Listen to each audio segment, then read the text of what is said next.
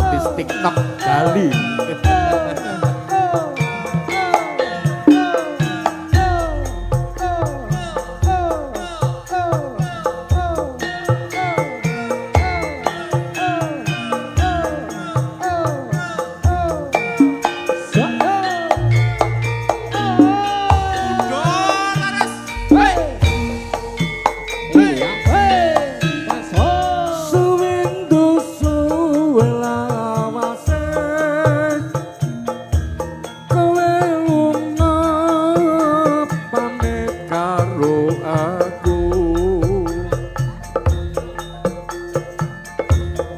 Wong ayu pepujanku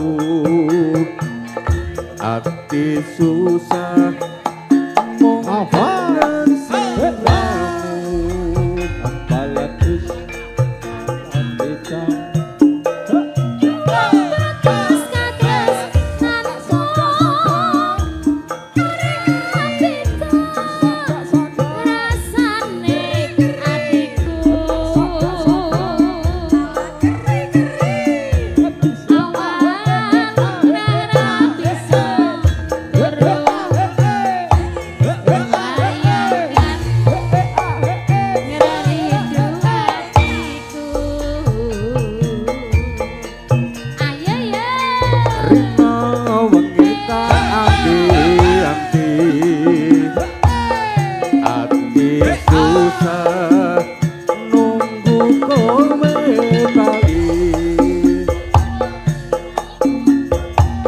rasa kangen rapi somari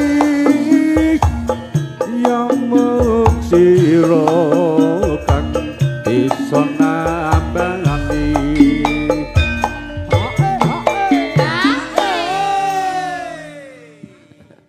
lah wong nyanyi kok bercerita ini ra kowe apa enak niki wau rasan-rasan pripun Pak rasani Ri, aku sebenek dadi mantan ya pengen entuk jodoh kaya Mas kae.